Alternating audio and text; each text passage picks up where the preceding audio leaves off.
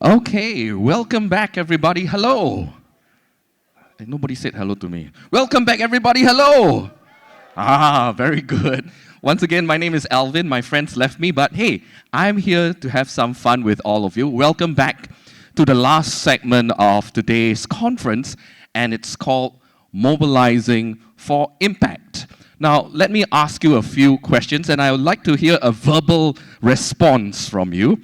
So, the first question is: have you ever been brought together to form a ragtag or a makeshift team to do a project? Have you ever? Yes, no? Yes, I think everybody at some time or another would have come together. Now, the next question is: did you find it difficult to accomplish things together? Is it easy? Yes? No. Is it hard? Yeah, it's hard because we are all different. We have different ideas. We have different experiences, and we come from different backgrounds. Definitely, it's not easy. So we definitely need to adjust as we go along our projects to deliver the best outcome or best results. Now, so let's have some fun experimenting this afternoon on how we can achieve our objective by playing together, okay? We are going to play, and this is one opportunity for you to play with your mobile phones. So we'd like everybody to take out your mobile phones, please, everybody. And the positive thing about the pandemic is everybody know how to QR scan now. So please scan that QR link, and you'll be led to a link, of course, and click on that link. You will come to a virtual piano. You got it? Now, very important for those of you who are on the iPhone, you have to unmute your mobile phone. And for the rest of you, please bring your volume up to maximum. Maximum. Everybody got that? I hear piano going over.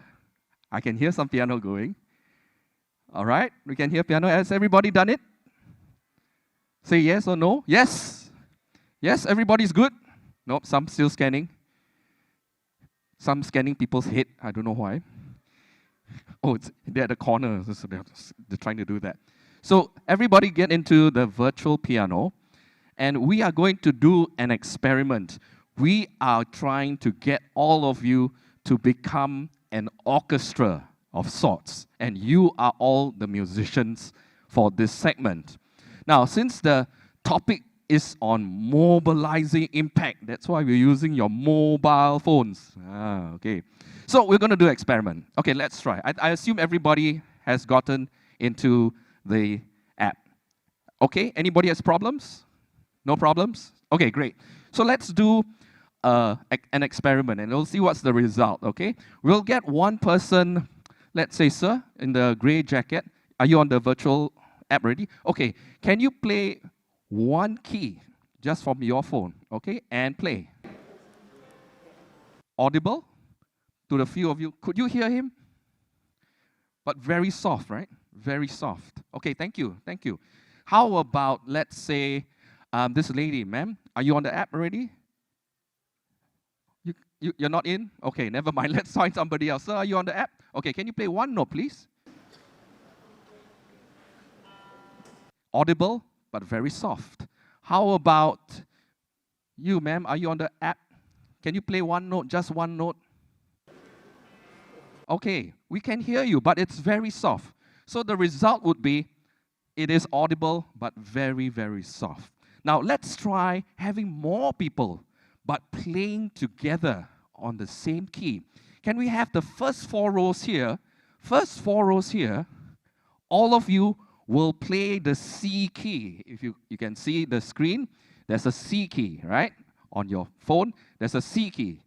We shall all play C at the same time, and let's see how loud that will be. All right?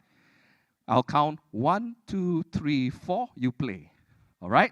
Are you ready? First four rows, are you ready? All right. Let's go. Ready? 1, 2, 3, 4. Yes, we could hear that. Well done. Very good. Okay, let's have the next four rows. Next four rows, you will play D, the D key. All right? Everybody, D key? All right, let's try. Ready? Next four rows, ready? Okay. Ready? 1, 2, 3, 4. Very good. We all could hear that. And the last 4 rows, everybody else, you will play the E key. Right? Ready? Everybody ready? 1, 2, 3, 4. Excellent. Well done. Okay, so the result is it is audible when we play as a group, right? So let's try this. The next question, what if we all play together? The first 4 rows play C, the next 4 rows plays D, and the last 4 rows plays E. Okay, let's all do this together. Ready, everybody? 1, 2, 3, 4. Wow, very audible. But you know what? It sounds like Rojak, isn't it? So it is audible, but it didn't sound good. It wasn't in harmony. A lot of conflicting sounds going through. So in this instance is when we might have to do a little tweak, little changes to make it sound better. So the first 4 rows remain as C, do not change. The next 4 rows, you will adjust yourself to play E. All right? Next 4 rows, you play E. And the last 4 rows, you will now play G. All right? So that is the beautiful C chord. And this is when we will all realize we can all play together and sound beautiful like a symphony. Are you guys ready? Let's try this. I've never done this before, by the way. Yeah. Okay, let's try this. Ready? 1, 2, 3, 4. One more time, one more time. That sounded beautiful. One more time. 1, 2, 3, 4. Fantastic, ladies and gentlemen. The power of the masses in creating a symphony. Well done, everybody. Give yourselves a round of applause. Thank you. That was a beautiful thing. Now I shall hand you over to the next speaker for the rest of today's conference. Thank you very much, everybody. Have a great conference.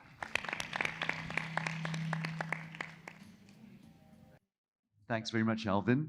And we're down to the last segment, and it's again to explore how we can mobilize for impact. We all don't work in silos. We all don't work alone. We have to call people together, just like what Alvin said just now. And sometimes when we call people and teams and resources together, it doesn't always end up the way we thought it would. So I'd like you now to put your hands together to welcome our host for the next segment. He's very well known to the healthcare world. He's a particularly good friend of mine. He's been on our scientific committee for many, many years now. Please welcome Dr. Douglas O'Loughlin. I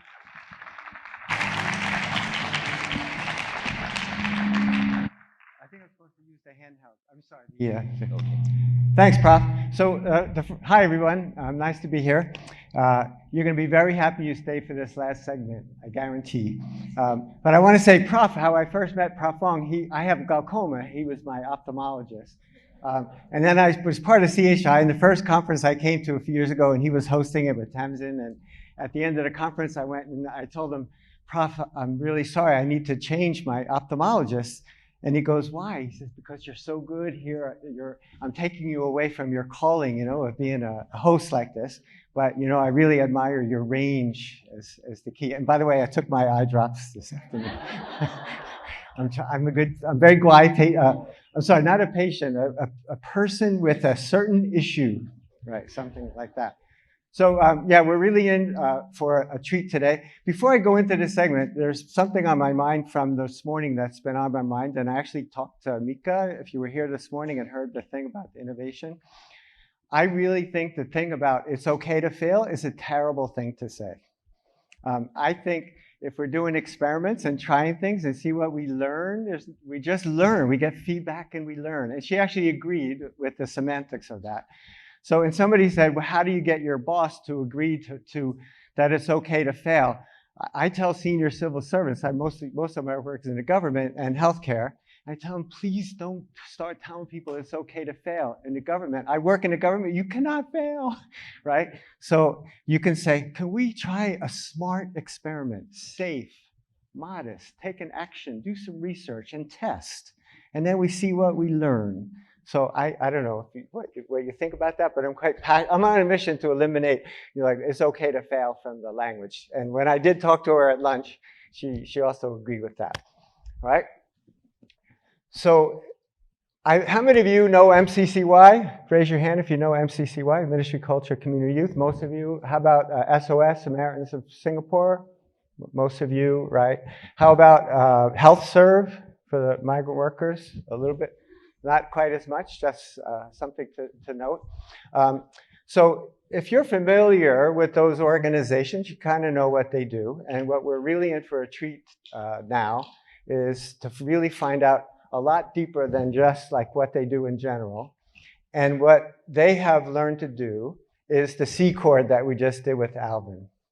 They have learned to dance and create amazing music and partnerships. And as we start this segment, I ask you to think of two types of questions. One is, what are some unusual suspects for you to think about, who you can partner with and what you're trying to do? And then the second one would be questions for the Slido thing to put in, right? So keep that in mind, and here we go. So I'm going to invite the three of you onto the stage. Come on, that's what we'll do. So Chunya, come on down first. We have worked together at MSF in the past, amazing guy. So we've been in the social sector for a long time. He's the COO of SOS, right? And then in the sequence, we're going to go Dr. Ben Kwan from Health Serve.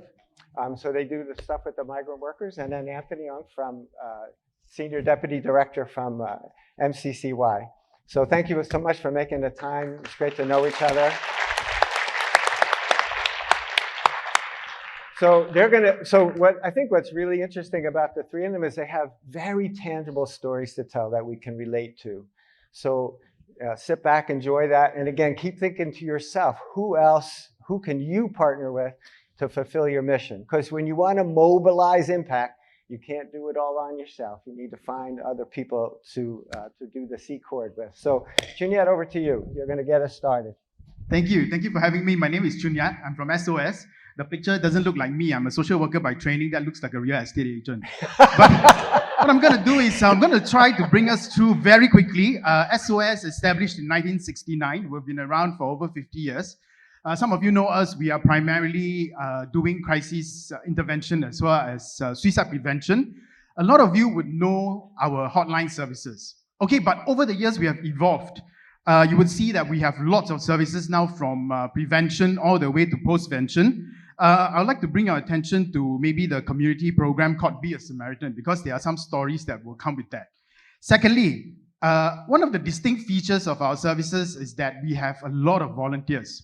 And if you see the hotline 1767 manned by volunteers, the other one is the 24-hour care text, which we launched during COVID. It is also manned by volunteers. But if you see the WhatsApp number there, 9151-1767, please don't text it now, okay? The last time I went to a seminar and I shared the number, there was a 30% spike during that period of time. So please don't do that, because it's manned by volunteers. It's very hard for us to be able to kind of manage this load. Okay? So, in the midst of the pandemic, SOS experienced a huge spike in terms of our services. Almost 90% there's a spike, 90% compared to the previous year, in terms of all services that were tapped by the members of public. The second thing was that we almost had an 18% increase in terms of our hotline. Bearing in mind that we are quite fully manned by volunteers, this increase meant that our bandwidth was tremendously stretched, and there were restrictions. People were getting COVID themselves. We were facing a huge issue. Okay, so lastly, our care tax increased a tremendous amount, and we were still ramping up our volunteers. All right, so what happened was we knew that SOS couldn't do all this on our own, because very important work, there was a spike in the midst of the pandemic, but we are how many of you watch football actually? Oh, not many, right? But what happens is there's a very negative technique called parking the bus. You park the bus in front of the goal and hope that you can defend for 90 minutes. So that's exactly what was happening to SOS at that point in time. We were reactive. We were waiting for people to be calling our number, texting us, and to reach us if they need help. And therefore, we need to reorientate the way that we work. And we decided, all of us believe that rather than having SOS work on suicide prevention and crisis intervention, we want to believe that suicide prevention is everyone's business. And you need to get this right, okay? Because some of my colleagues get it wrong. They say suicide is everyone's business. It is not. It is suicide prevention is everyone's business. And when we want this to happen, there were 3 questions that we had to ask. The first is this: how do we go where we want to go? A lot of people, when they contact us, that's great. But there's an invisible population out there that we have to go to. But how do we do that in the midst of very few volunteers that are able to do that? And there are so many touch points within our communities. So, remember I told you about the program Be a Samaritan? Be a Samaritan is equivalent to a CPR program within the community. But it's a first responder program that we teach people skills so that when they spot somebody in distress in public, they are able to do 3 simple things. First, they are alert to this distressed person. You see somebody who's feeling down, walking around aimlessly, then they will be the one, they will try to identify these symptoms in them. Secondly, you approach. You go to them in a gentle way, speak to them gently, ask them some questions, and thereafter try to give them some resources to reach the professionals. We are not training miracle workers. We are not training professionals. We're training people who will be able to pick up simple skills so that they are able to link somebody who needs help to professionals. Okay, so when the service came, I tell you, sounds like a wonderful idea, right? As you hear it, the first thing in social service that you will often hear is, cannot lah. Because we are always asking, what if the people are not trained enough? What if the people do not have the academic abilities to carry out what we desire them to do? However, we forget something. One of the key things that help people who are in distress, who are depressed, who have suicidal ideation, are very simple conditions. You need to be empathic, you need to practice active listening, and you need to be a kepo. Fundamentally, when you see somebody, you act on it and you try to go to the person, approach the person. So, we decided that frontliners would be a great group of people that we were able to go with. Okay, actually, we put Deliveroo here. Later, I'll tell you the story, but there are many other frontliners that we have approached. Security guards, because they are in the malls, they are at the hawker centers. We also go for the police, SCDF, and these people meet people in the community where SOS can't go to. Oh, that's not the bell for 1 minute, right? No, she's going to show you when it's 5. Oh, safe, okay. So, what happened was, there are people who are depressed who do not leave their homes, but they do get hungry, right? So, training Deliveroo drivers or the riders make perfect sense for us because they are able to go into the gates of where the people are to be able to spot if their homes are in a dangerous kind of a context, or they are able to see and ask questions when they meet the people, when they pass food to them. Of course, we are confronted with questions like, are they able to, they are likely to be lowly educated. They are likely to be in a rush. And we help people say no all the time. We see the problems instead of seeing the possibilities. But at the end of the day, something miraculous happened. Deliveroo contacted us. And we say, hey, this is not by coincidence. Why don't we do it instead of focusing on the problems? But can we try it out? And when we did, the drivers and the riders said, hey, we have so many opportunities to talk to people. And they used these skills later on. They shared stories with us saying that they managed to give the contact of SOS to other people so that they are able to contact us, to share the issues that they are going through with us. This taught us something very important. Stop focusing on the problems when we are confronted with a complex problem. Turn these problems into possibilities, even though it seems very remote, even when we have to tap the assets within the community. And that's where we are going forward in the next few years. The second question that we ask is, how do we do what we must do? This is the story of Ben. At HealthServe, what happened was there were a lot of people who were trapped within the dormitories, the foreign workers, and HealthServe contacted us to see if we could provide hotline services for our foreign workers in the dormitories. we had the skills, we had the experience, but we do not have the language abilities. And we therefore said that we are not able to do that. And that's why we partnered with HealthServe. I hope Ben will be sharing the story, but we can answer your questions later. That if we were to combine our resources, we are able to make a tremendous impact on a group of people that would have otherwise been deprived of services. Okay? Okay, last story. I really want to share this because how do you reach who we should reach? 23% increase in youth suicide last year. This is a group that we cannot ignore. But how do we reach this group? Because there are so many competing demands or competing interests that are online. So in order to get answers of the youth, we need to mobilize the youth. And we went to 6 universities, all universities in Singapore, to be able to come up with a solution so that we're able to meet the youth where they are at. So we had this program, 6 universities sent all their about 40 representatives. And what happened was we managed to mobilize 9 local celebrities. Again, when we say we want to find celebrities, people will say, no lah, cannot. They are too expensive. We don't have money to pay for them. But in the end, when we approached these celebrities, not only did they agree to come, they agreed to take a huge cut of their appearance fees, and later on even came to share their authentic stories that we would otherwise not have heard. So what happened was the youth were immensely connected, both with the messenger as well as with the effect that came with these authentic stories, because they hear too much of kind of standard answers from grown-ups like all of us. And therefore, on that day, we realized that first, let's not say no for other people. Because when they identify the cost, they are willing to put in the resources to make things work together. Okay, so that's all for me. I'm going to hope that we can get to answer some questions later because the other 2 guys have got tremendous stories to tell too. Thank you. Thanks, Tina.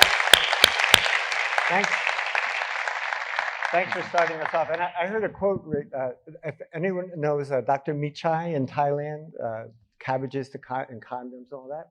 And he did a wonderful TED Talk, and he said, we don't take no as an answer, we take it as a question, right? So there's something about what else can we do, how else can we reach out to?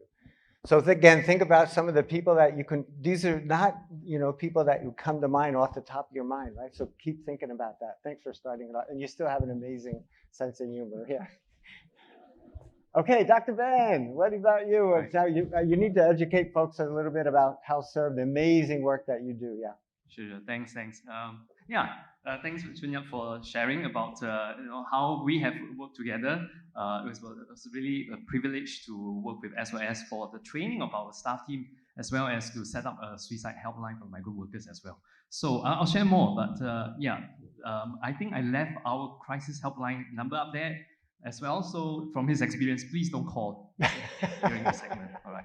So yes, I'm Ben from HealthServe. We are a IPC registered medical charity who takes care of migrant workers. So for many of us here who may not be aware of us, it's partly because we take care of the fringe community for the longest time. And if not for the COVID pandemic, I think many people wouldn't have heard about us.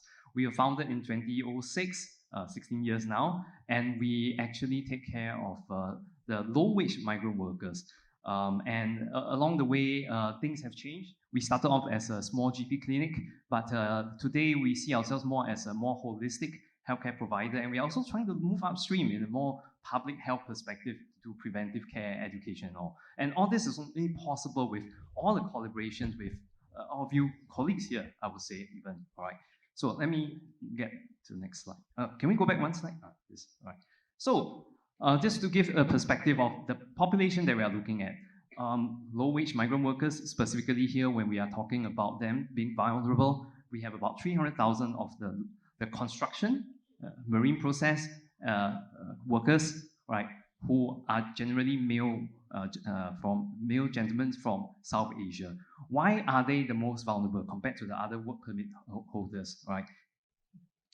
Right, you have heard about the high agency fees paid from the home country, as well as the unequal bargaining power. And all these are all the other factors that makes them vulnerable. But to put things in context, they earn about 18 to 25 Singapore dollars, right, a day, all right, many of us, if we want to part-time in the fast food restaurant, we probably earn what, $10 to $15 per hour. But imagine they are building our country, and that works out to about $600-700 a month. If you are saddled with a 5,000 to 10,000 debt agency fee to get you to Singapore to work, you can imagine how indebted and vulnerable you would be. All right. So that's for another day. But just to put things in perspective, we have at least 300,000 of these workers in Singapore. And if you consider all the work permit holders, that's 1 million. And that's why 20% of our population who are not Singaporeans, who are not us here, right, were one of the most impacted during COVID. And I think that's why it's a silver lining, because now everyone is aware and we need to take care of them. Right.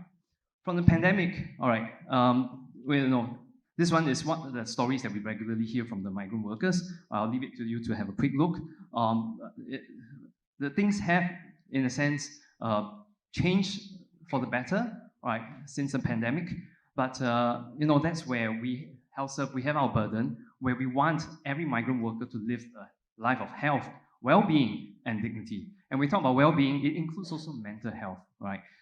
We've heard from Chunyat, right, that suicide rates went up all across the board. And it's not just the Singaporeans, right? It also involves the migrant workers. And I'll share a bit more about that in a while, right? And what we try to do is that we try to bring hope and healing. We advocate for them and we bridge communities.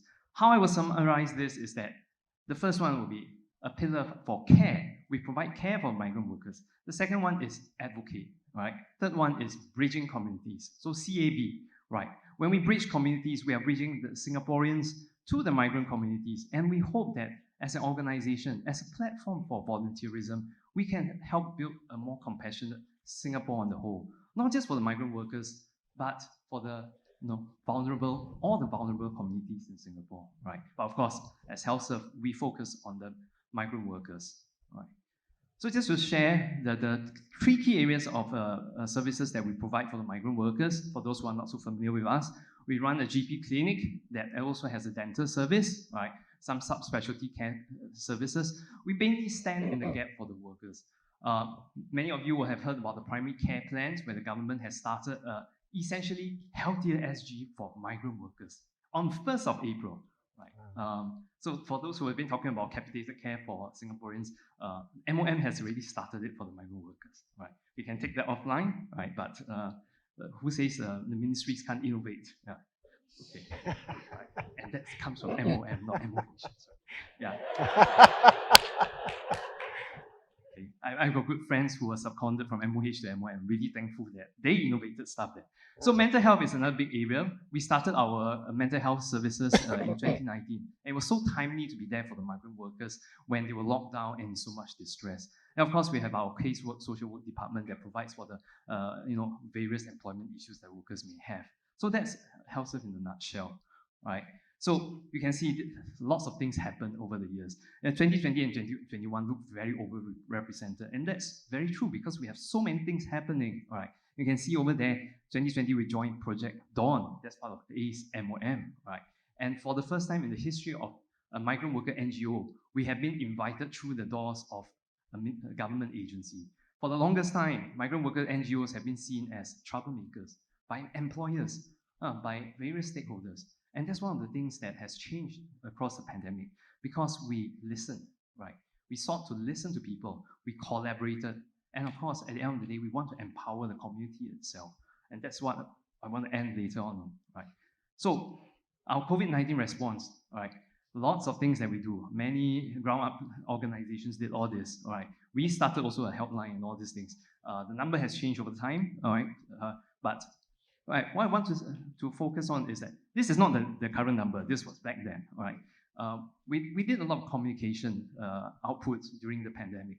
We worked with MOM, MCI, MOH, hospital clusters to put out information about COVID, right? To address the disinformation. And we're very thankful for all the doctors, the healthcare professionals who came forward, who helped to speak in that native language to be with us, right? We walked the ground.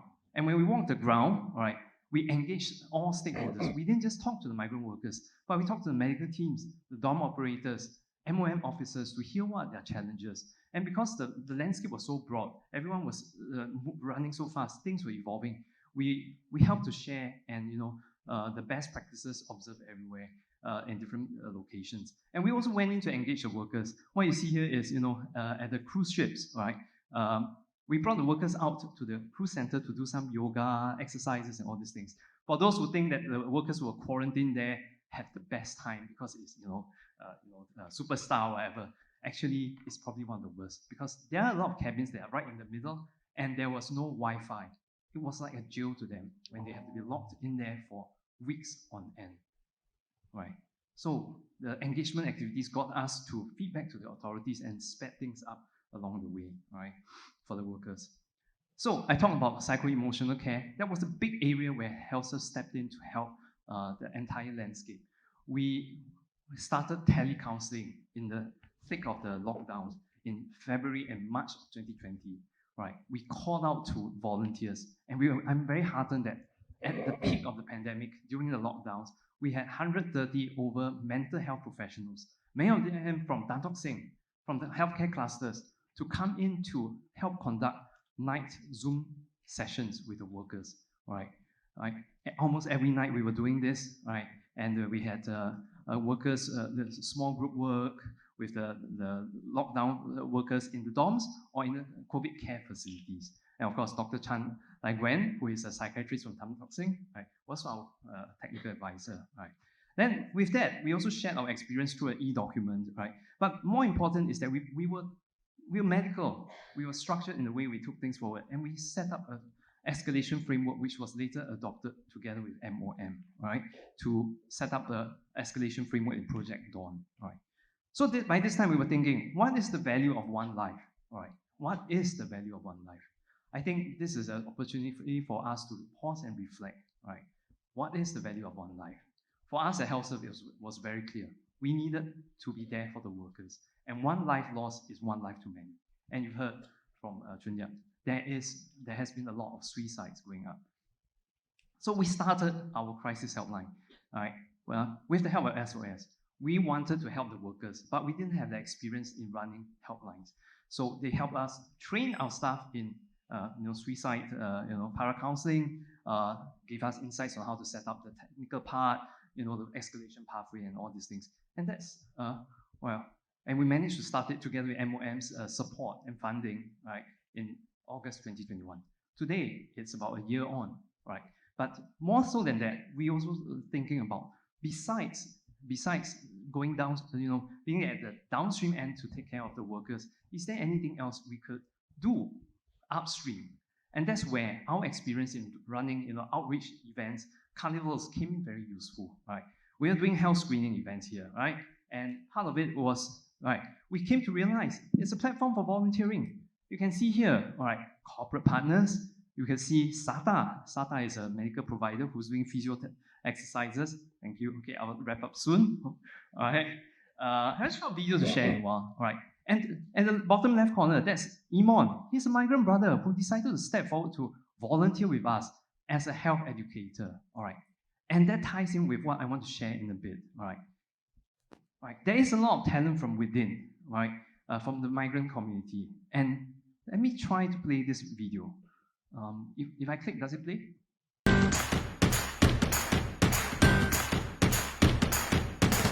It's a beautiful day. I'm about to pick Michael up from HealthServe and we are going to check out one of the monthly health screening sessions at one of the dormitories. Hi man, thanks for picking me up. No worries, Michael, it's my pleasure. Hey, listen, you know what? I'm really excited to be joining HealthServe today. Yeah. So, tell me, how did these health screenings come about? So HealthServe began 16 years ago. We started as a very small clinic, and we provided medical, dental care, and we also provided counseling, casework. And one of the things that we wanted to do in our health screening was actually to teach the workers preventive measures. I've heard that HealthServe had also had their very, very first large-scale dental screening. Our very first, large-scale dental screening in Singapore for migrant workers. We actually helped about 400 over migrant workers that day. Michael, I hear that HealthServe also support strongly the mental well-being of migrant workers, especially when it comes with working with MOM. It's called Project Dawn initiative. And what the Project Dawn plan was to engage, equip, educate, and have an avenue of help for them. So that was also how we started our 24-hour crisis hotline. But this sounds like a really massive effort. How did HelpServe manage all of this? We believe in community effort, and we believe the integration of the migrant workers and the community actually begins from our volunteers as well. You know what? We are going to meet one of our volunteers soon. Hello, Samim. Hi. How are you? Yeah, fine. How are you? Samim, come, tell us a little bit more about yourself. I was working in a process plant as a electrical assistant engineer, and also I work with MOM and PSL leader as a HelpServe. What does a PSL do, a peer support leader? Peer support leaders, like those people needed help. We are the one to find out them and try to reach them, try to help them mentally, physically as well. Michael, I believe the PSL has a network. How does that work? With a group of trainers, we actually train and equip the migrant worker community to be the ones to engage the workers directly. Samim, question for you. Why did you decide to volunteer? Come, tell us. I like to help others, and also I like to learn new things. You know, it's so good to see so much strong support for the mental health of migrant workers. Has this support grown over the years? Yes, of course, it's grown. One of the program that HelpServe is starting 24/7 help service, right? Anybody can call anytime, can call and get support from the HelpServe. Like what Samir was saying now, the 24-hour crisis hotline, that's where we are. We become an avenue of help where they can just call anytime. You know, at HelpServe, we really don't believe in working alone. We don't believe in working silos. So we really believe in partnerships. And I'm really thankful for all the partnerships that we have, you know, the community that we've built, and how, you know, along with Ministry of Manpower, that we were able to communicate, craft all the communication materials to all the workers so that we can actually have more peer support leaders, you know, in the community. Nice. Very Yeah, nice. so I guess we are reaching our destination soon. Yes, we are, Michael.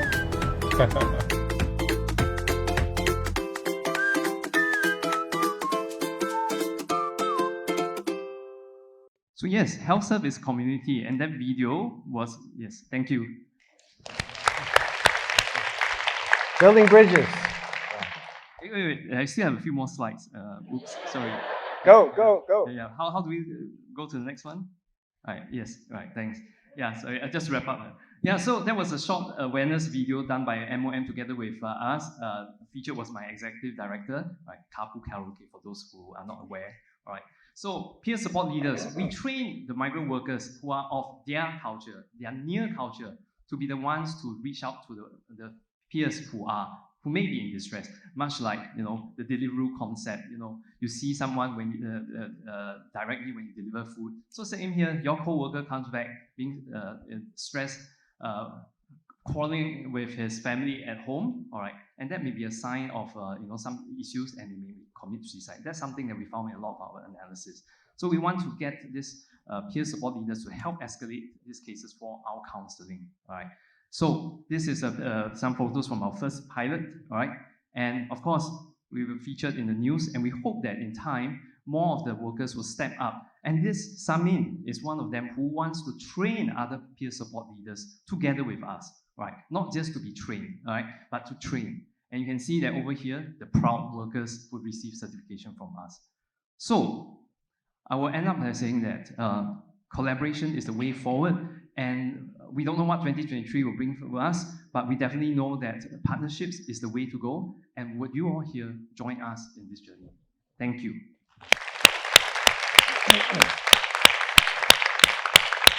Thanks so much, Ben. It was worth the extra time to hear a little bit more of the amazing work that you're doing. I only learned this from doing work in the migrant community myself, but in case, there's some structural things that Ben talked about.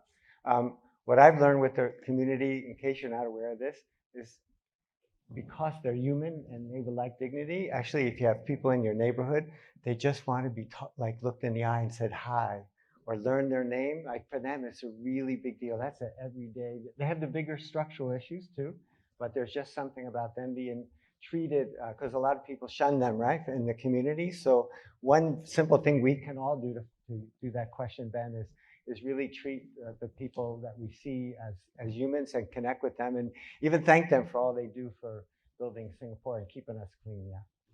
All right, thanks, Ben. And our last, we have Anthony's here to talk again. Amazing partnerships from the. All right. Good evening. Sorry. Good MCCY. evening. I'm moving way ahead of time. Good afternoon, everyone, and thank you, Junyat and Ben. They set the benchmark for me because I was thinking that I'm just supposed to sit there and then just click, and then that's done. But it was standing up here doing presentations, so I guess I have to do the same. All right, good. I'm Anthony from the Ministry of Culture, Community and Youth, specifically the SG Cares office. Now, what's SG Cares? SG Cares is actually a national movement, and this started like about 5 years ago. And why so? We have to start a movement when there's already people caring for other people already. Why does the government need to do that? Well, this is actually a response to a series of conversation and engagement with people in Singapore way back, I think, in 2015, 2016. And the aspiration of the people back then was to say that they want to live in a society whereby we have an inclusive and caring home, right? So with that, the government response then is to say that let's start a movement and get everyone living in Singapore to be part of this movement to promote care.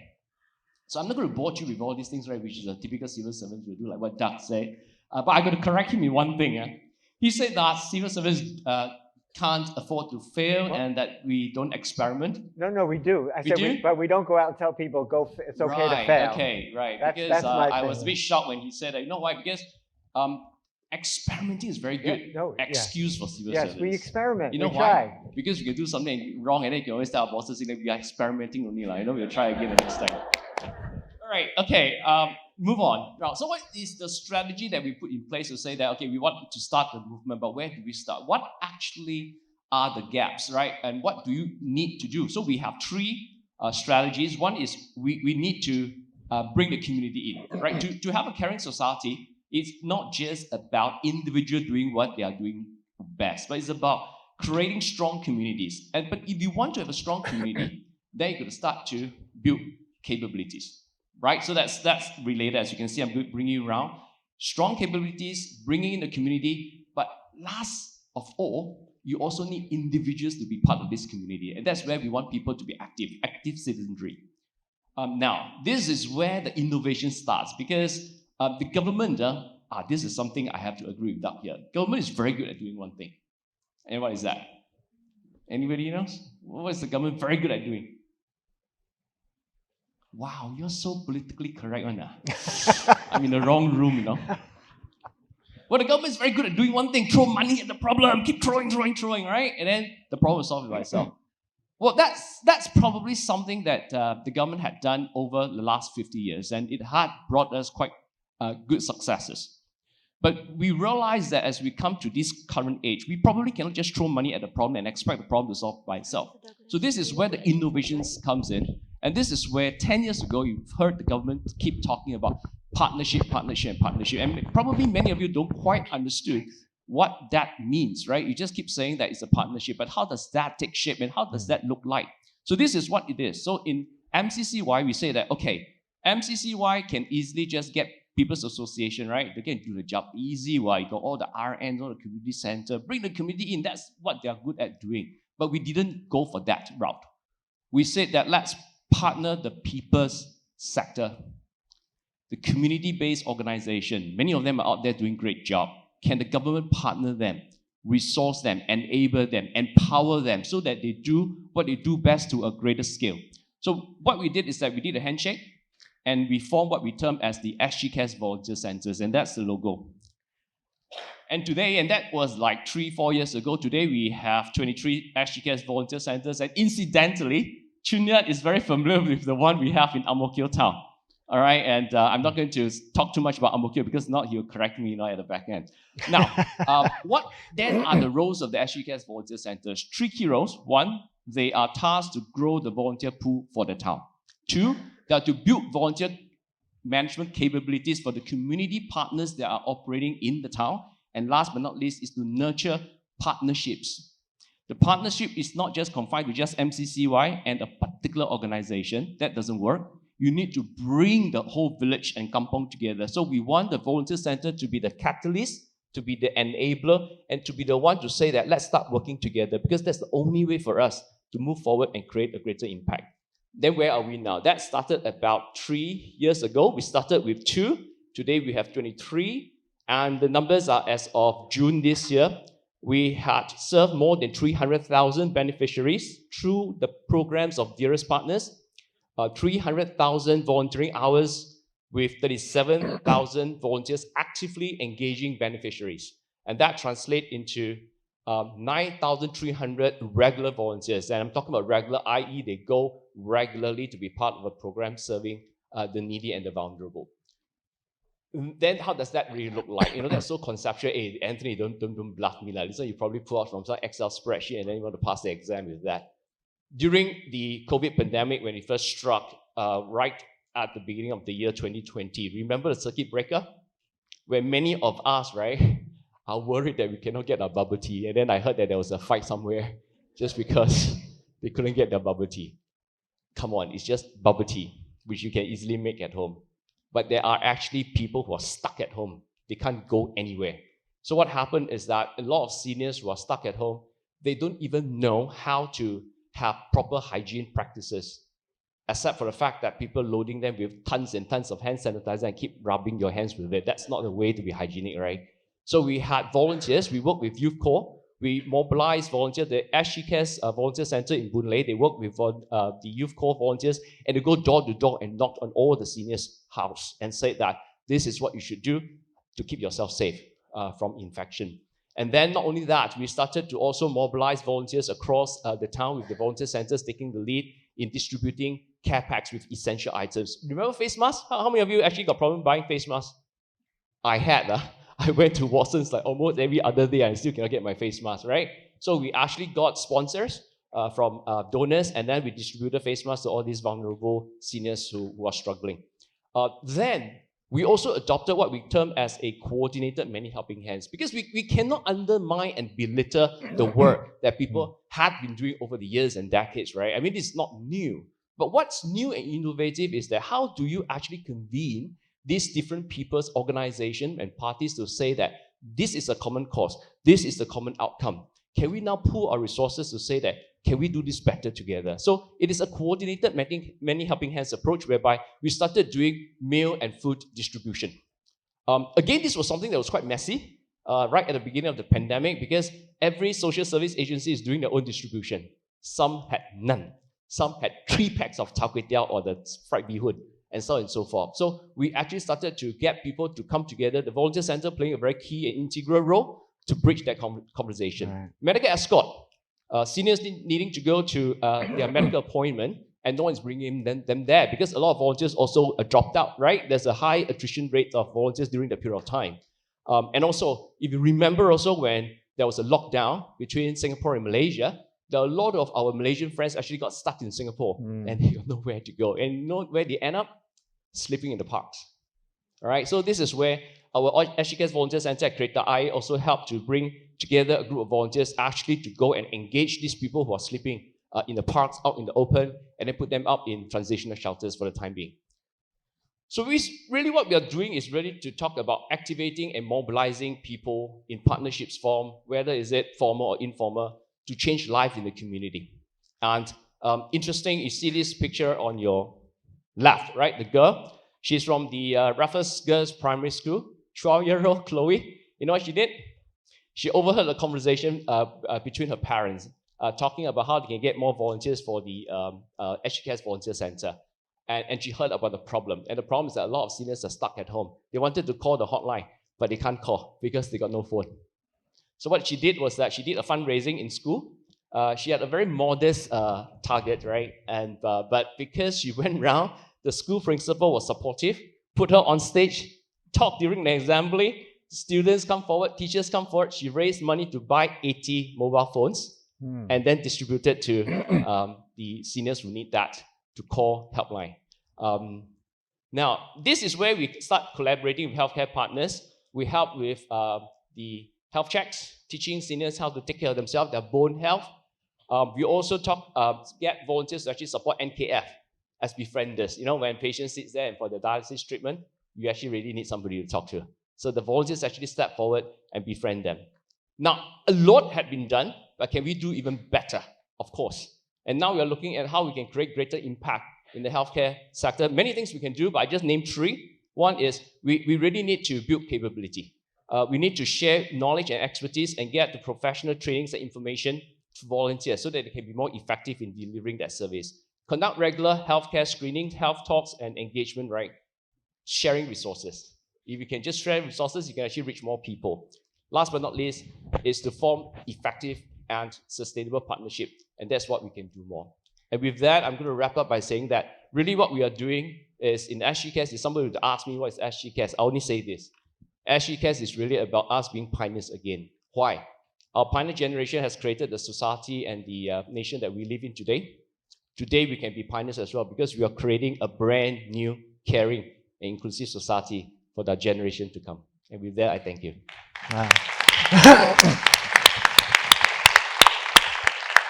Wow, that's beautiful. Thanks, Anthony. I don't know if it strikes you, but all 3, I think, are creating systems, as we heard earlier before tea break, right, from Sir Moy Gray. And so you're all creating systems and expanding your partnerships. It's very inspiring. Thanks for being here, guys. Okay, we have a couple of questions to start it, but if you haven't put in questions, if you do have any for any of these, we'll start with you. Actually, I have a quick question. At SOS, you talk about the K-drama Tomorrow. You know about that? No, I don't.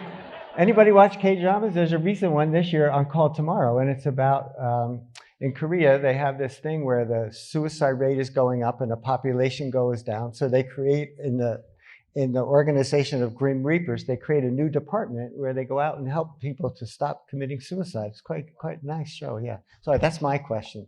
Yeah, you might want to watch it. It's a nice show. And it has an organization perspective because then this department fights with that department because their KPIs are different. So they have to learn to be a part. So it has a lot of elements to it. But it should be an SOS kind of thing for people who watch K-dramas. All right, this question is slightly more serious. Put that up there. So any plan, and this is a really great question, whoever asked it, any plan to collaborate or already started with MOE to do the suicide and prevention from a younger age? I get to answer Yes. the first question. I feel like a teacher's pet, sitting close to you answering the first question. Anyway, this is a very complex, very difficult to answer question. MOE is a big organization. Do we have to start with big organizations? I think from SOS point of view, we don't always need to do that. It is an important touch point, yes. If you can reach the HU, things may get disseminated very quickly. But I think we are trying the other way. Can we have less barriers to entry? Can we go to schools direct, schools that are more open for us to go in? And so what we have done is recently MCCY has launched the well-being circles. So in some of the towns, and one of the towns are going to start these wellness circles with secondary schools. And we have kind of negotiated with them to be able to go into the schools and to be able to share information and kind of skills regarding online harms, self-harm, as well as suicide prevention. And in the midst of doing that, we hope that we can also teach our teenagers some skills so that they can keep a lookout for their peers as well. Okay. One of the key things that I must add is it is difficult to go into schools because parents, like ourselves, a lot of us here, have a lot of apprehension with regard to the curriculum that SSAs go in with. They did share that we can't bring up terms like self-harm or suicide, thinking that it may kind of start ideation in our youths. But I think we are trying to see how we can use other levers to kind of ensure that we break down these barriers, we normalize conversations for parents and caregivers. So I think multiple channels so that we may eventually be able to reach out to our youth more effectively. Okay? Okay. So it's actually even more upstream in the sense of the well-being circles and really teaching the kids good practices for mental health and taking care of themselves and all that. That's great. Do you want anything about the well-being circles? No. Well, I'm aware, but I'm not personally involved. But this is another team of my colleagues doing that. Yeah. Yeah. Great. Okay. We'll go in sequence here. So Ben, there's a question. So as you take care of the migrant workers, and especially as you take it from a systemic perspective, again, you're doing the upstream, some of the stuff about the agents over on this side and some of the restrictions on this side in Singapore when they come to Singapore. How do you navigate that tricky space? Because some of the organizations in Singapore that have, kind of advocated for migrant workers have ended up sort of on the edges, fringes a little bit, and you're in that middle space. You're really sticking up for migrant workers, but you're trying to take a whole of country sort of approach. How do you all manage that? All right, thanks, Doug. That's a very valid question. I think it comes down to how HealthServe sees ourselves in the ecosystem. We have decided to be intentionally more neutral, medical, data-driven in terms of what we do. Not that we do not advocate for the workers. We do speak up where there's things to be done, but we also understand there are appropriate platforms where stakeholders may be more open to discussions, to put it that way. All right. So over time, we build trust, right? That when we do give the feedback, we work with the agencies to get things done and deliver results, right? And that's not just with the government. I think what's alluded here is with, of course, the mainstream government agencies, right?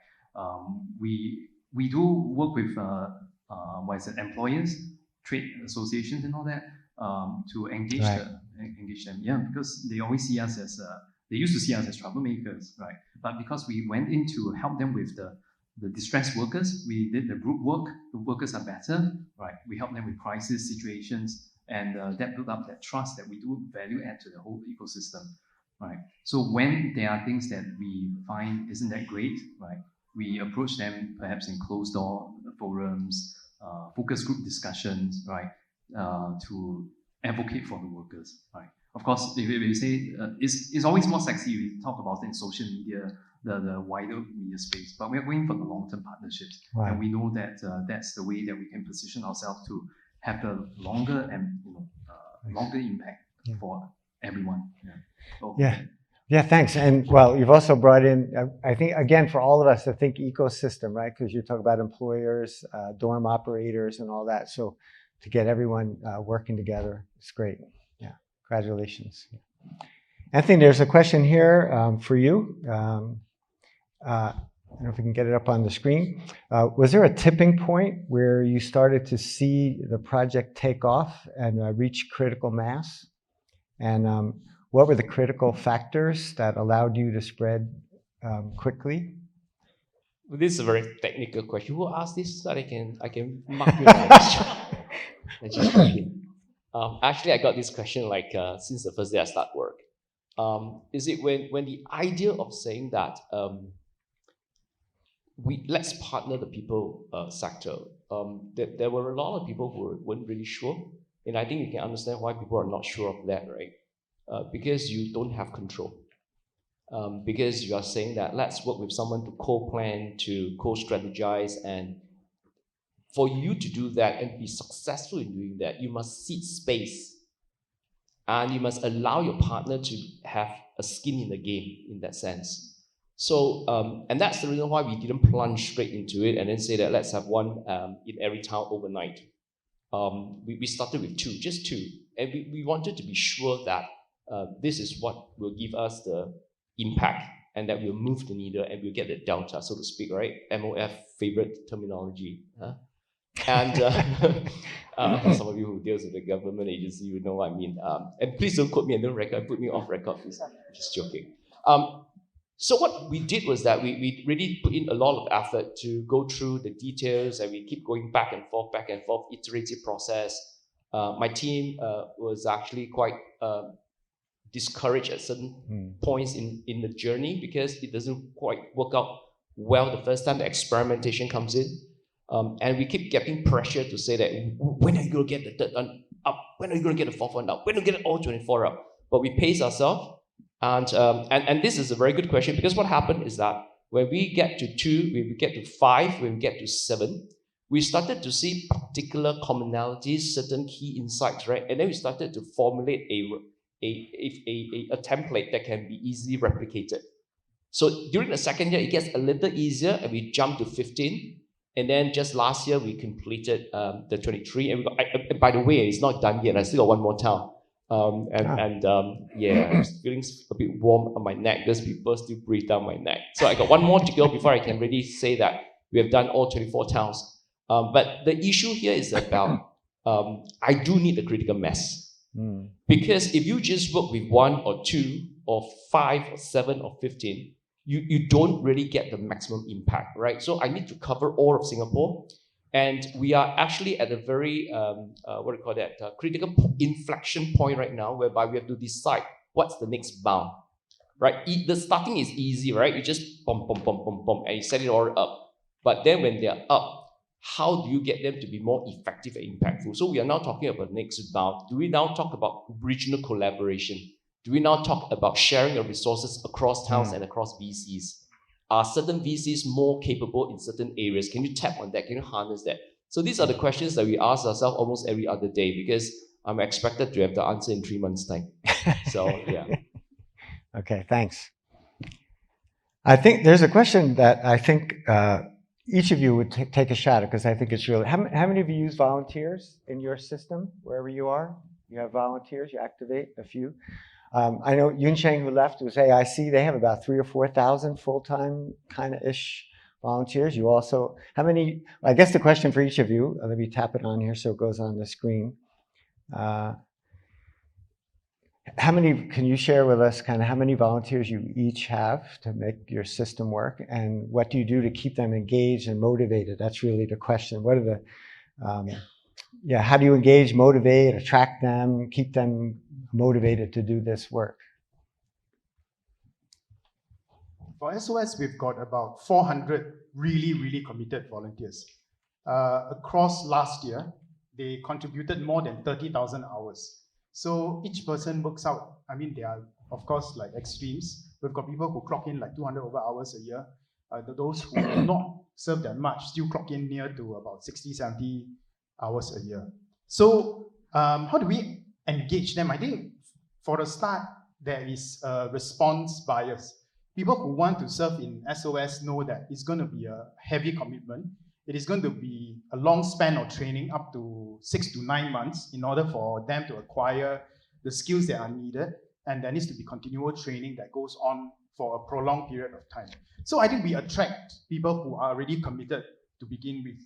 And what happens is, out of these volunteers, a lot of them are very animated. They are a bit like me. They like to talk to people. They like to see how they can contribute in other ways. And often we see these individual volunteers not only feel attached to the organization, but they rise up to do way more things than we expect them to do. So I think we really engage them in different conversations to see how they can contribute beyond the hotline and care tags. And now they have really spanned into many different areas like training and development. A lot of them are our facilitators, where we do our Be a Samaritan program when we go outside. Right. Yeah, I actually fully agree on the part about the rah-rah, the energy. I think no matter how serious the work is, that needs a platform to bring people together, right? And HealthServe, we also have a big pool of skilled-based volunteers, especially like doctors, nurses who help out at the clinics.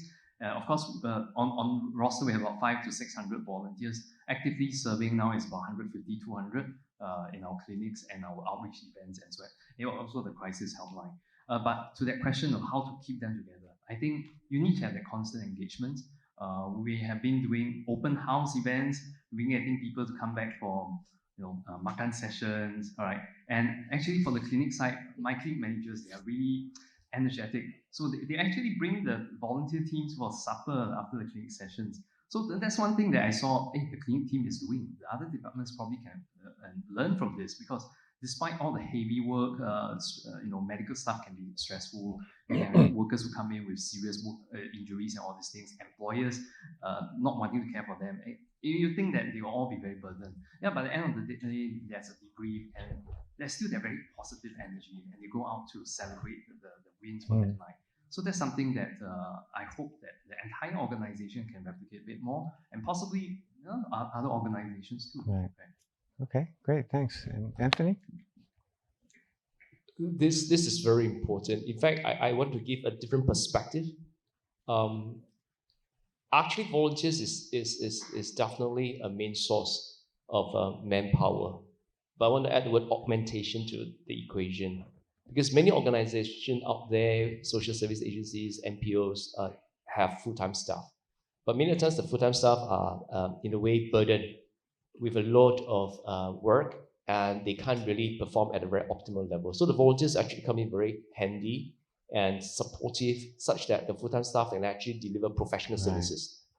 What the challenge right now we want to overcome is that how do we convince the senior management, the board, of many of these NPOs, right, to look at volunteers in a different way. They should see volunteers as the other engine, right? We talk about twin engine, right? You rely on full-time staff, yes, but you also need volunteers as your second engine to drive the organization forward. So it's not just about volunteers coming in as a source of manpower, but volunteers actually is a very integral strategic asset of the organization to grow the organization capability. But that's only from the organization perspective. But for volunteers, we're all humans. You can't rely on just altruistic compassion and passion alone, right?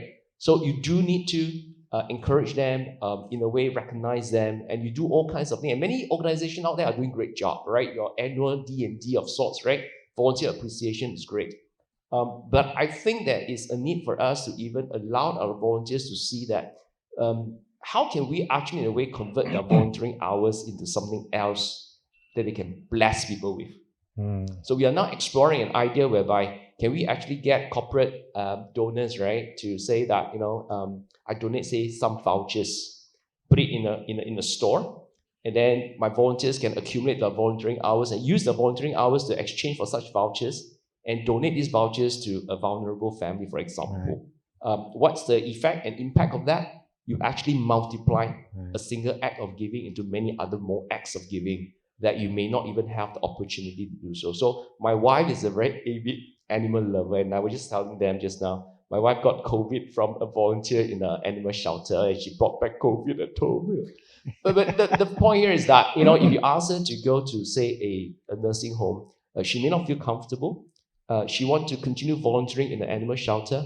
So for someone like my wife, when she accumulates her volunteering hours, she get that in exchange for vouchers. Those vouchers can then be donated to the seniors, to the lower income families and things like that. So you actually multiply that. So I thought that that's the other thing that we should look at when we talk about motivating volunteers, not just always about, I don't know what you use to motivate, but it's also that inner self in you that actually 1 hour spent volunteering at a shelter, I can actually bless many more people beyond that 1 hour.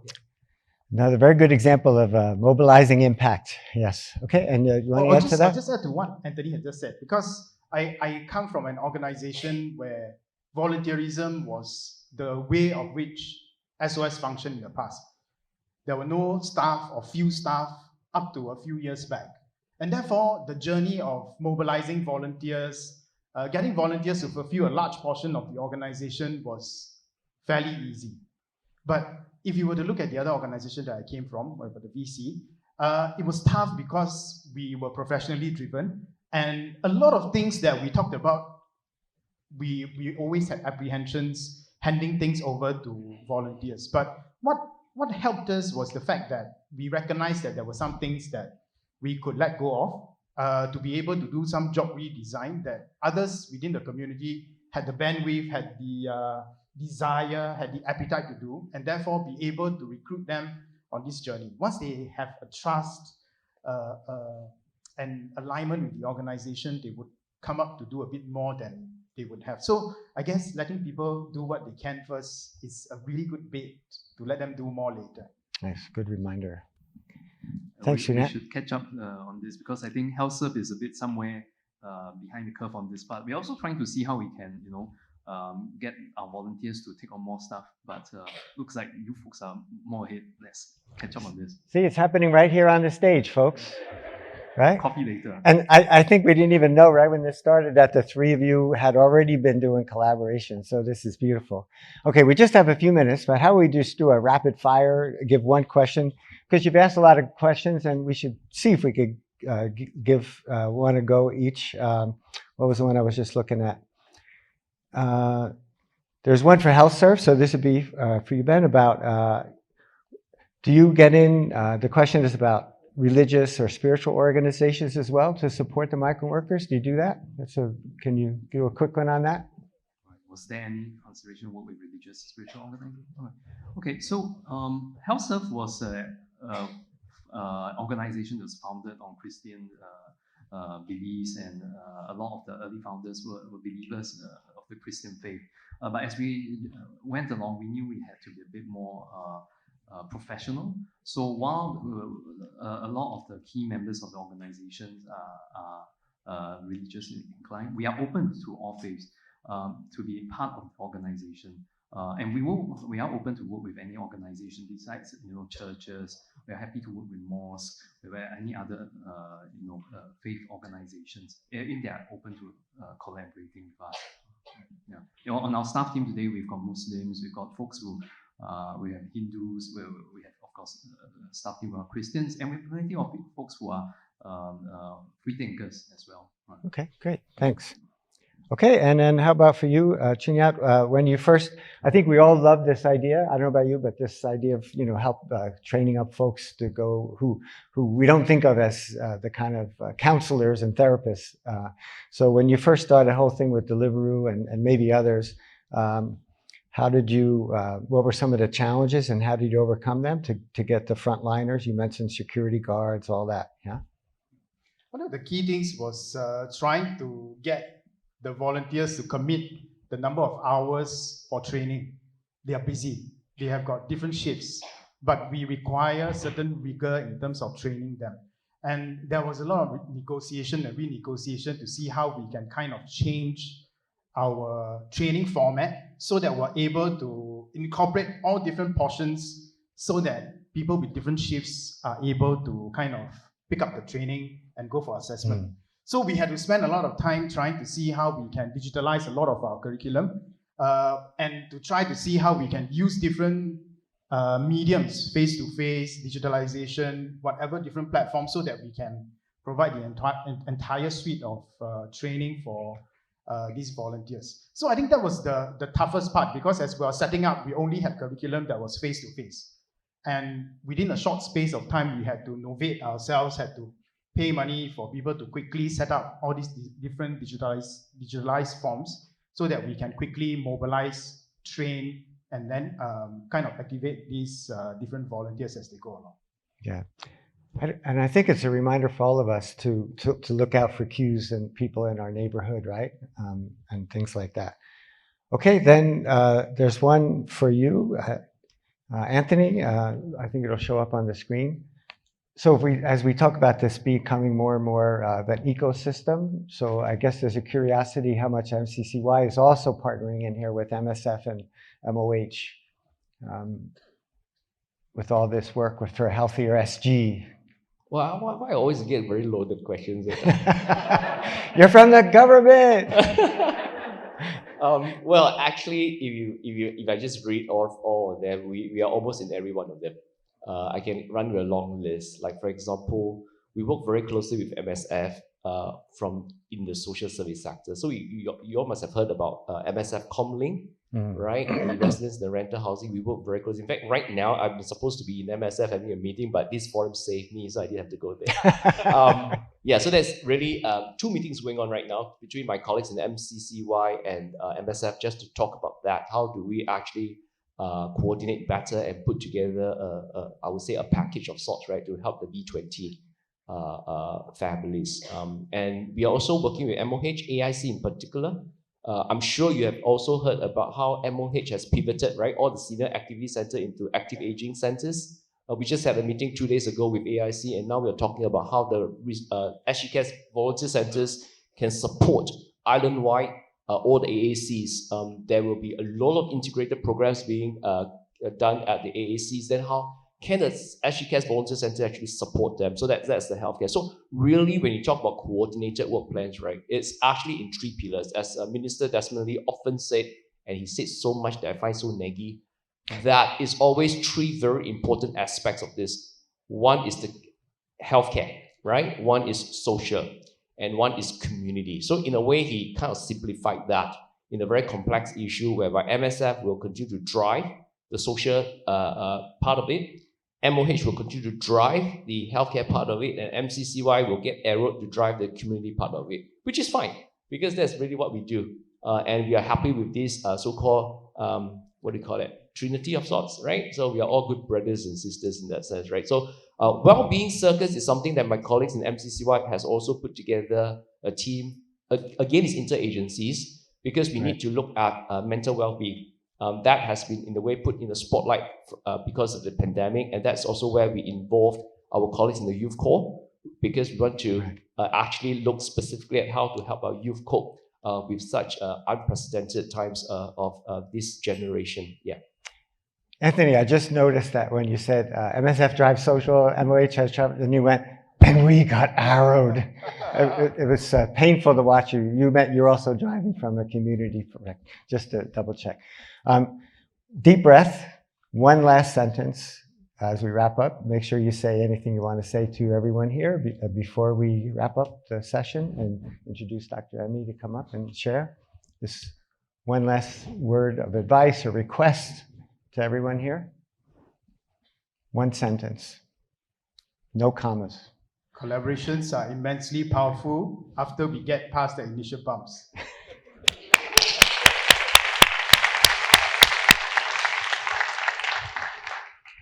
Right. For me, I think I will share what our co-founder, Dr. Goh Wei Leong, always reminds us, which is to seek to listen and not to be heard. And I think that ties in with how we can build collaborations and identifying the needs on the ground, the true needs on the ground. Right.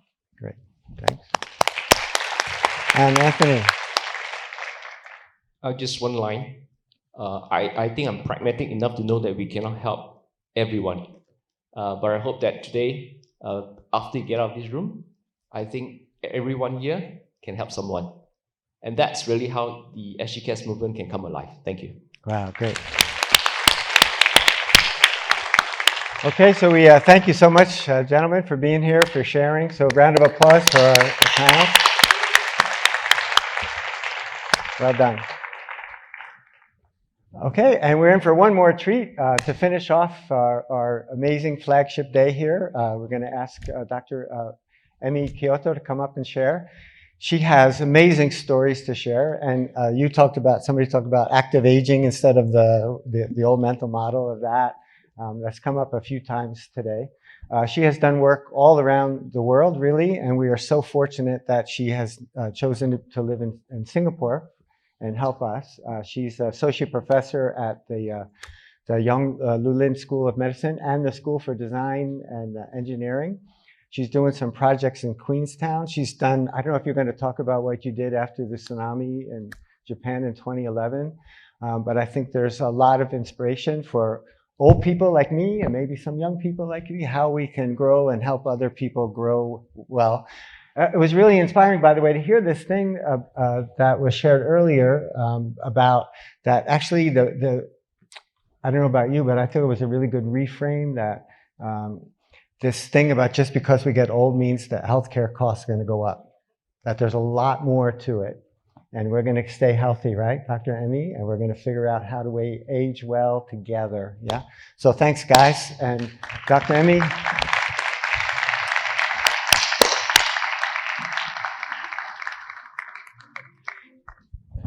Okay.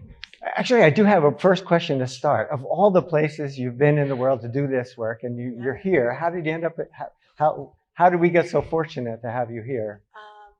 Good question. I don't know. Sometimes I wonder about that. Yeah, so maybe I need a clicker. Oh, yeah. Yeah. Thank you so much. Yeah, I think I'll think about it. Obviously, I like Singapore, and I'm from Asia. Actually, I was born and raised in Japan, and I lived in the US for 25 years. coming back this April, I just came back, and it just makes me feel home to be back in Asia. Yeah. Well, thank you so much for the invite for this wonderful event. It's really hard act to follow after all these people who are working so hard to change society. I actually would like to take you to the point of view of older person, maybe, just so I can, because I work with older populations and I really like to work with them rather than deciding what's good for them. That's really my approach. So I have a lot of learning coming from elders, and I would like to have opportunity to share with you. So I like to share one story why I am doing what I'm doing.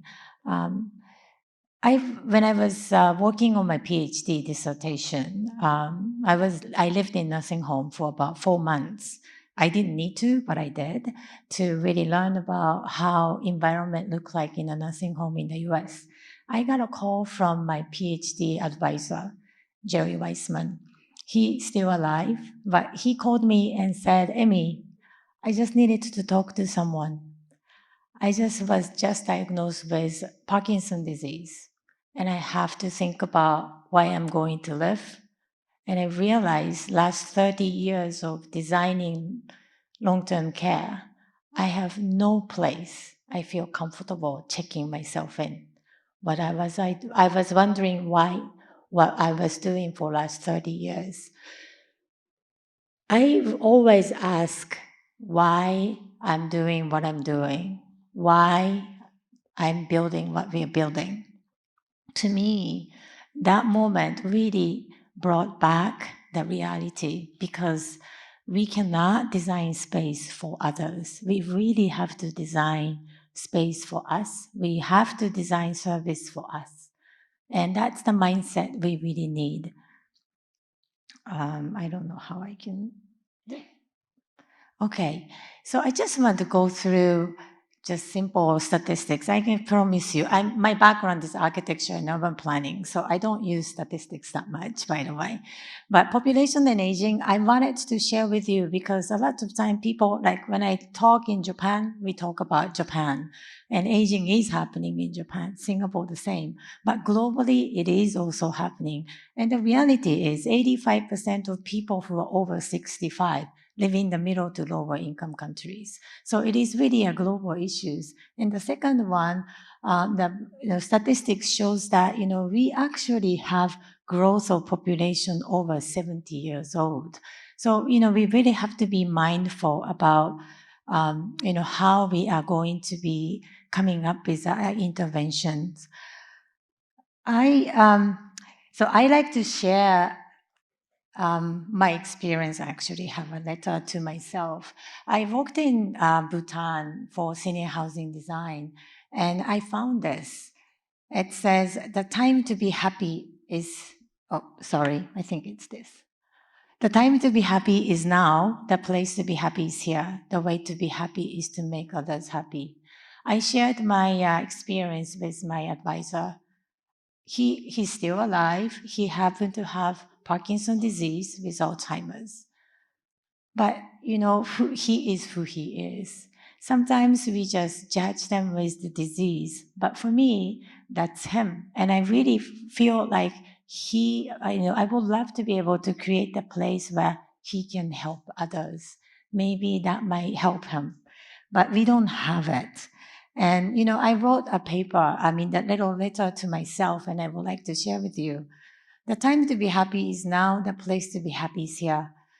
The way to be happy is to make others happy. I found this quote, by the way. I have aging eyes. Sorry. I found this quote in elementary school in Bhutan when I was working on senior housing project for Bhutanese monks.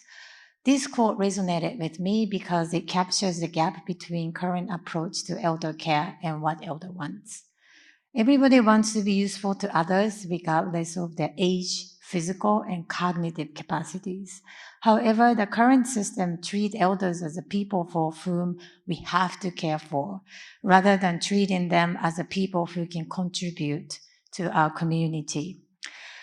The principle-based Ibasho approach, which I founded 11 years ago, was developed to challenge the prevalent, mostly negative perception about aging by empowering elders to co-create physical space where they can contribute to community members of all ages.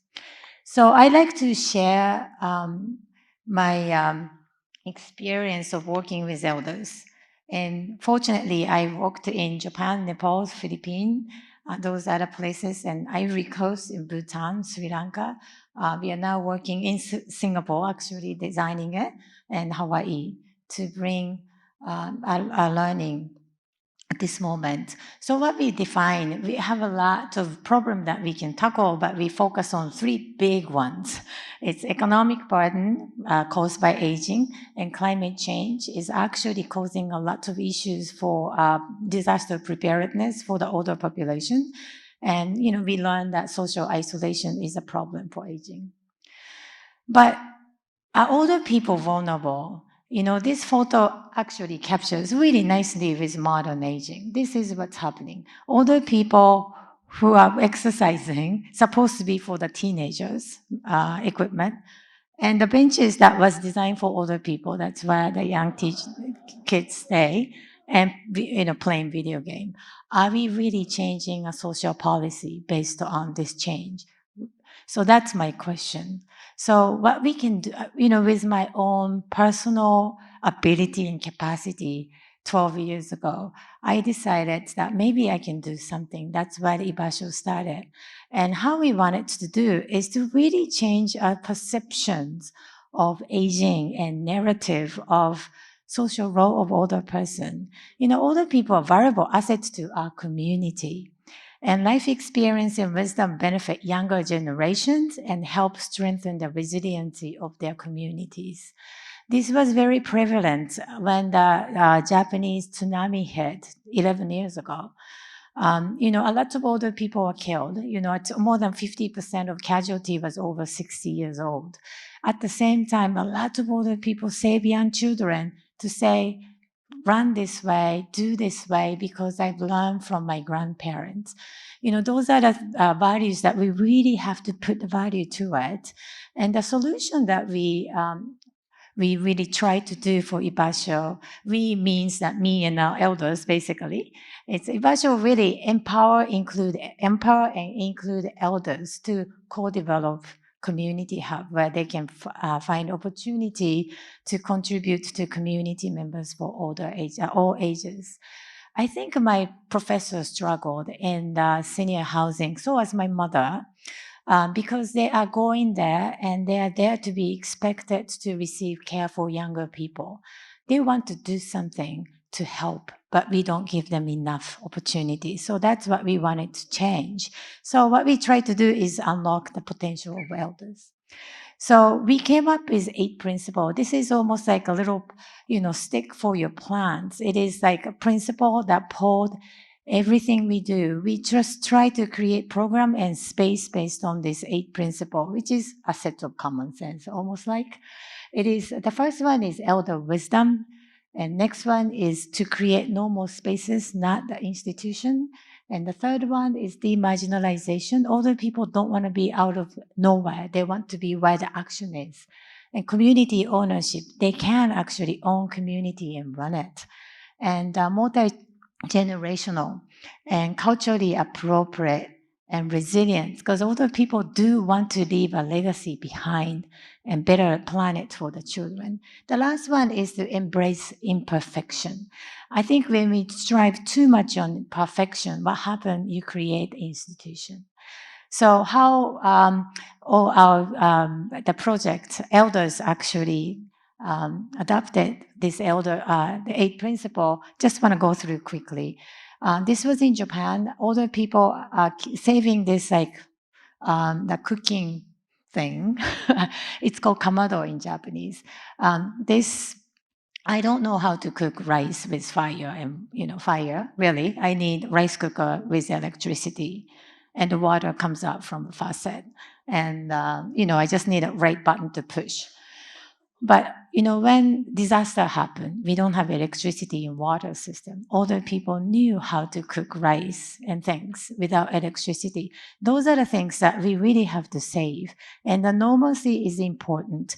No, none of the older people wanted to go to nursing home and adult day center. One of the key aspects was that they did not want this institutional looking.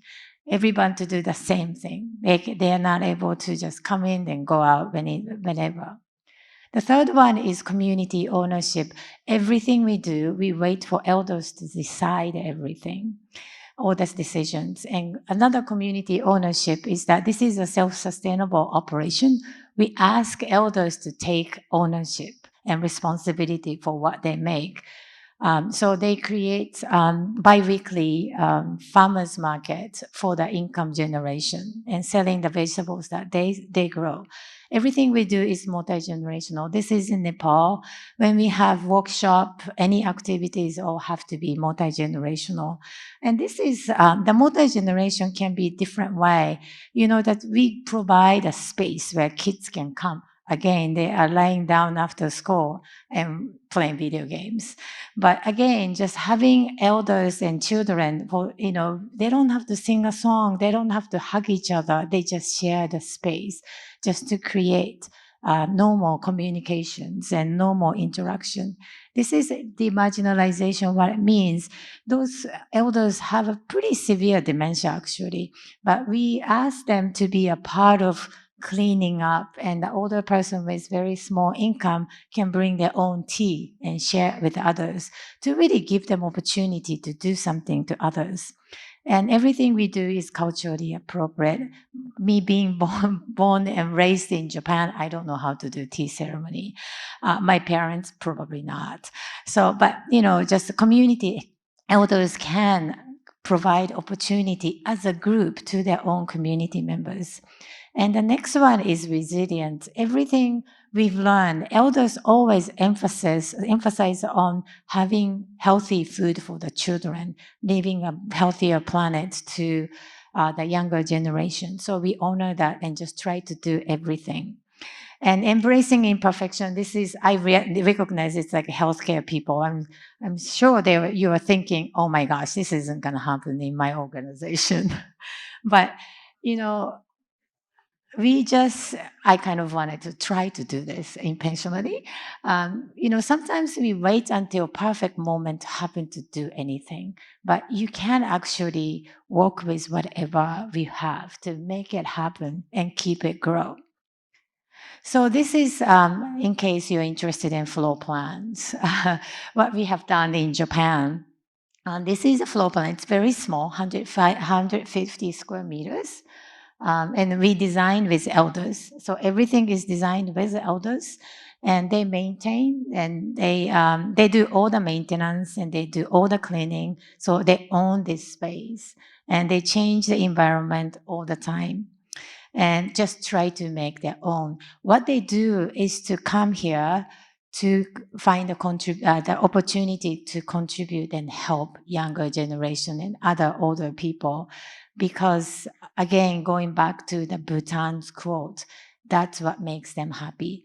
I think we learned volunteerism. If you don't have meaning, then why you do volunteer? So we really have to create volunteer kind of rewarding opportunity for older population to be a part of this.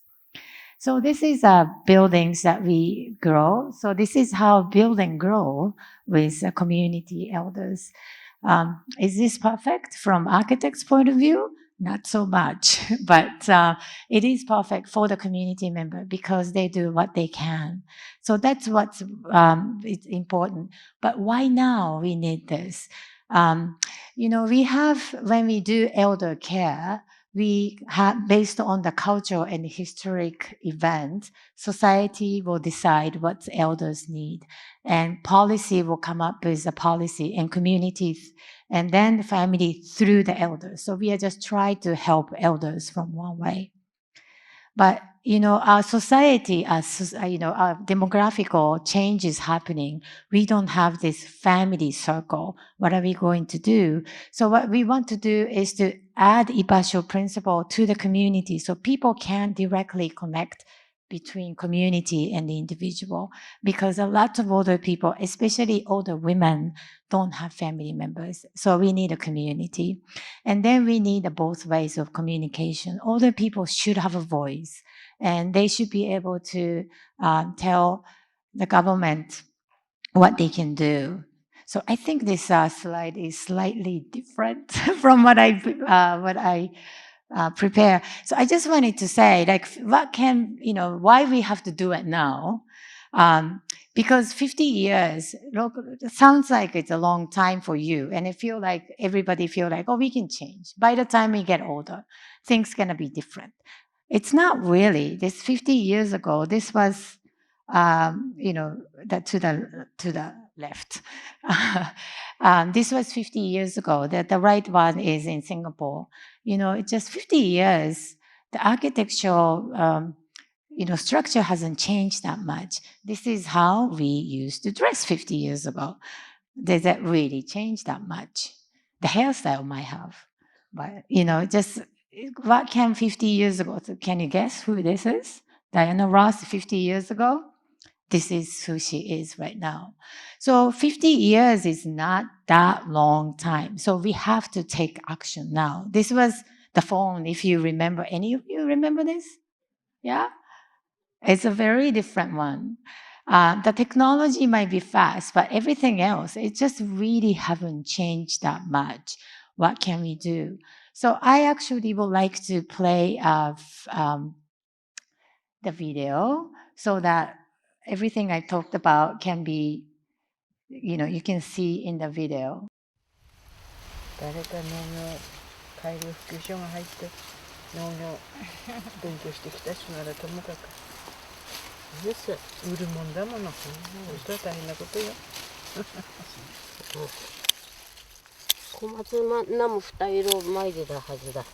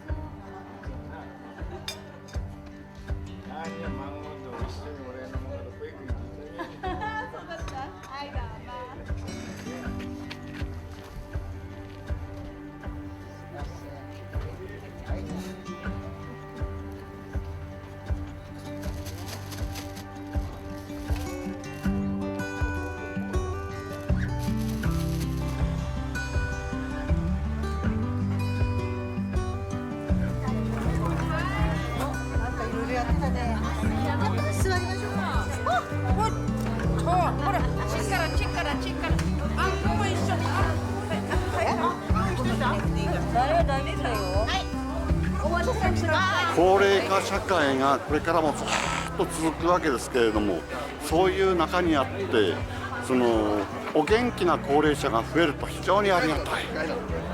でそういったお元気な高齢者をどういうところでどういう形で活躍していただこうか、社会のためになっていただこうか、あるいは自分たちの楽しみを楽しんでいただこうかという意味で非常に大きな意味があると思います。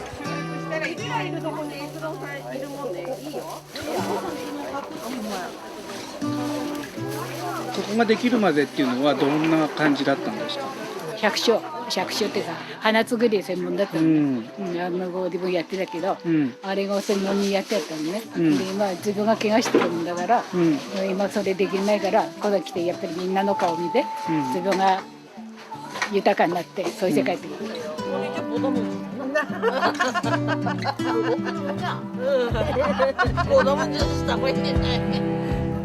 高齢者の人たちは昔からの経験とかそういったものを生かしながら、そして地域で暮らしているもんですから、そういった輪みたいな仲間意識みたいなものでやってるんだから、そこは一番助かるなと思ってます。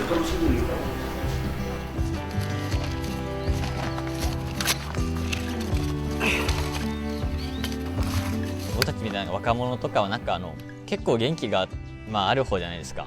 ですけどなんかそのおじいさんおばあさんたちの方もなんか若者とは違うなんかそのすごい元気を持ってて、なんかそれをなんか逆になんか自分たちがなんかもらえるなってなんか感じに思いますね。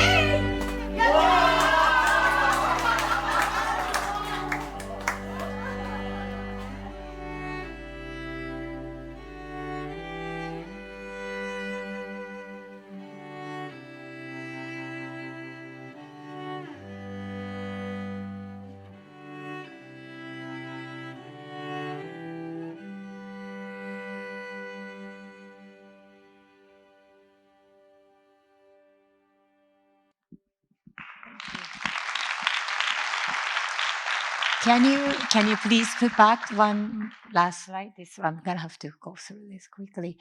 So this was the place where we worked. If you remember, just I want to remind you, all these older persons who were working on this went through tsunami and they lost so many lives.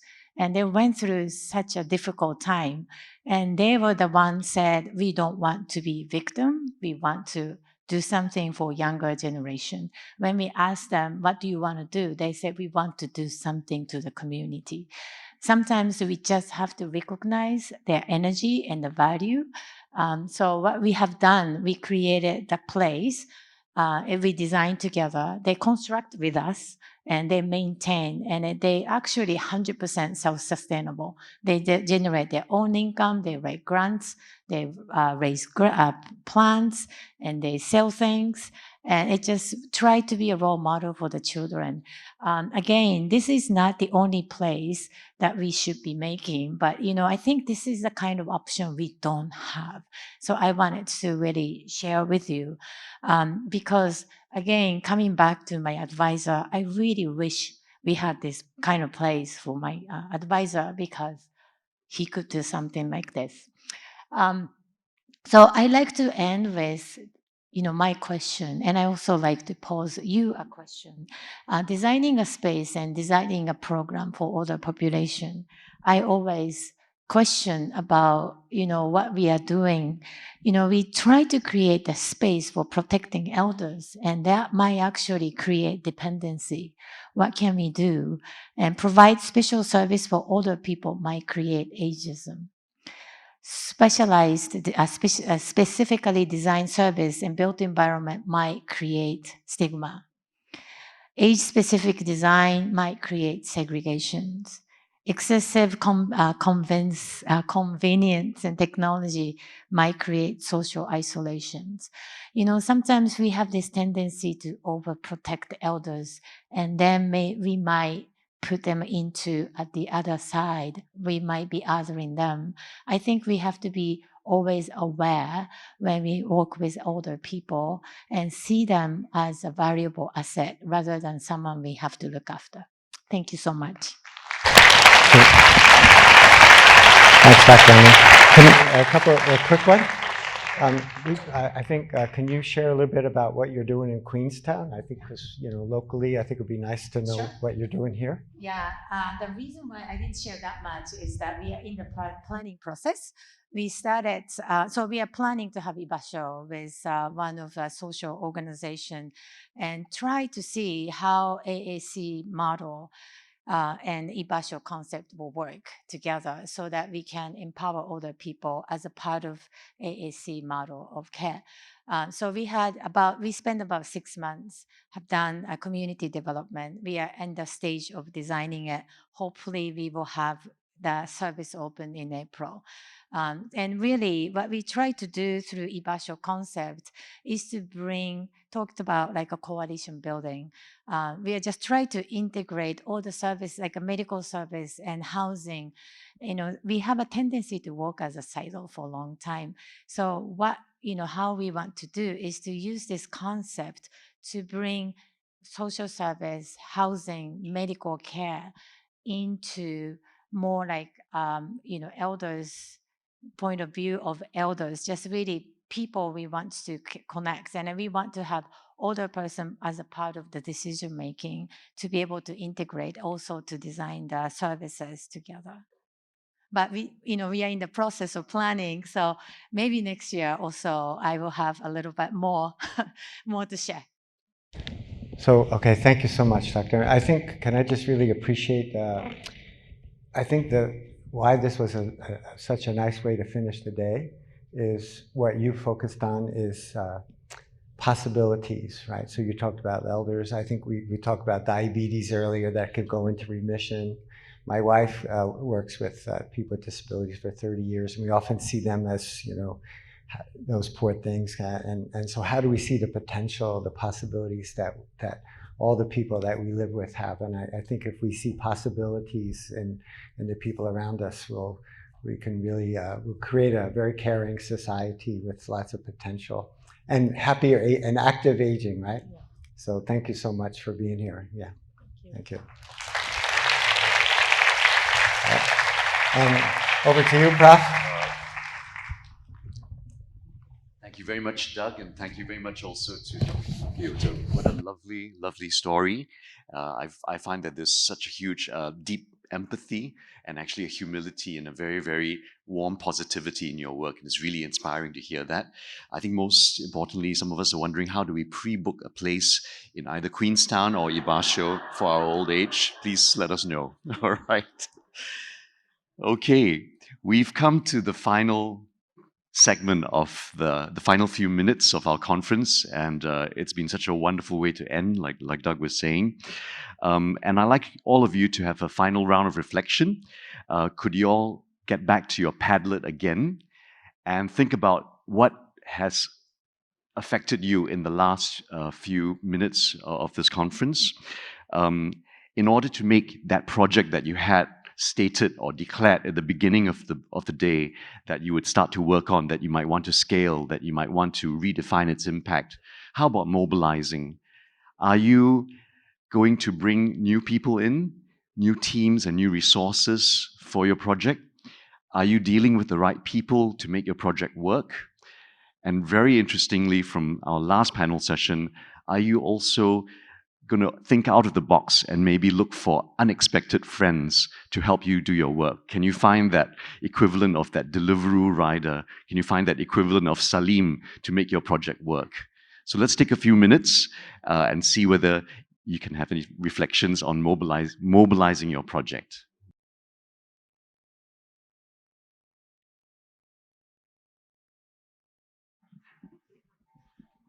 I hope you're all filling it in. It's your last task that you need to do for this conference. We've asked you to do a lot of things. And let's see what's come up on the Padlet. Wow.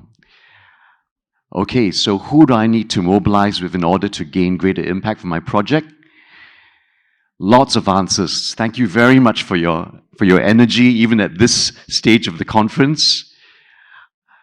Could we stop the scrolling just for a little bit so that we can absorb what some of us have written? Be BFF with the non-believers. Seeing people as people. The one below there. Being open and willing to let go and see possibilities in people instead of problems. And then on official level, handshake with the community level agencies and Ministry for Integrated Care. Focus on good sources of wood instead of sparking fireworks. Foster deeper relationships, make new ones, and understand the meaning why we do what we do. Thank you very much. Very beautiful thoughts, everybody. Thank you. Cheng, welcome back on stage. This is the end of the day. Yes. I hope all of you have enjoyed today's session, and it's great to see much of the audience still with us at Yeah, this time. survivors. Thank you very much. Good resilience. Resilience. Amazing. So let's say some thank yous then, Chih-Hing. Should we lots of people to thank? Yeah. Sure. Go ahead. Okay. So we have to thank a lot of people. So let's start off with our sponsors, and then we'll do yours, right? sure. So again, all right, a heartfelt appreciation to our very, very special sponsors, ST Healthcare, Salesforce, NEC Asia Pacific. They've really supported this event very, very strongly. There's not more that we could say than thank you very, very much. Can we go back? Yep, thank you. And we'd like to also thank our co-host for this this morning, Tamsin from DSG. She's still here as well. Good. Also a survivor. Our segment hosts are Joanne and Douglas, as well as Alvin from the Peranakan Sayang for bringing us through the day. Great. Can we just clap at this slide, please? What a wonderful display of faces and stories here. Thank you. Thank you all. Thank you all. So don't forget that immediately after this conference ends, Salesforce is sponsoring drinks, cocktails at level 9. So you can go there immediately. Not yet, not just yet. Especially if you're thirsty for more innovative solutions for your work. All right? Thank you. And actually not in my script right here, but I'd like to thank all of you for being so resilient and most importantly enthusiastic in participating in the conversations. Please give yourself a round of applause. All right, and not forgetting, thank you to our scientific committee members of this year's CHI Innovate 2022, along with our planning committee and all the crew behind the scene. So they've been behind the scenes for the whole of today, but can we get them onto the scene? Can we get the whole team up here, please? We'd like all of you to see the faces behind this beautiful show that we put up for you today. Can we get everybody up here? Don't be shy, please. Everyone's waiting for the cocktails, so don't dilly-dally. Come down. If you want to be a part of next year's planning committee, you can join us as well.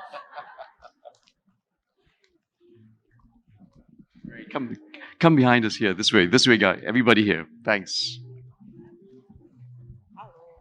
Hello. Wonderful. Hey. Wonderful.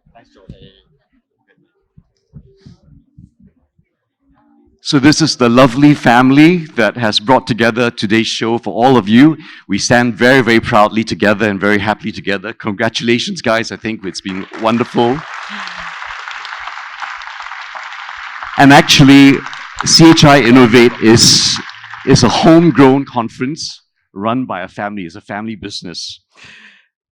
And if the audience, all of you could allow us a little moment, a bittersweet moment, because it's time to say a fond farewell to one of the pillars in CHI who's been with us at Tan Tock Seng for about 15 or 17 years, and then 5 years at CHI from the moment we started, from the moment CHI was born. Our dynamo director of innovation and grants, Melanie Kam, was with us. So please.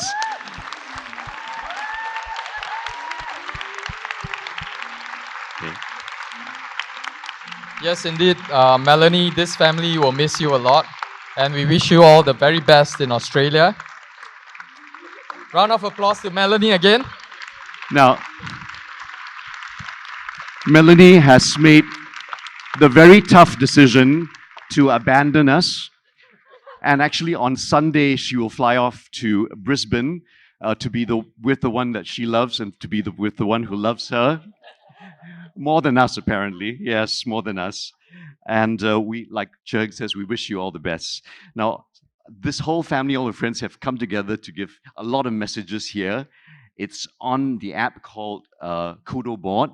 All right, so you can access the website. I'm not sure. I heard that in Brisbane they've got Wi-Fi, so I think you should be able to access that. If not, you can borrow a dongle, you bring it along. That's right. I'm sure IHIS will allow that. All right, Mel, this is for you. Thank you very much for all that you've done for us.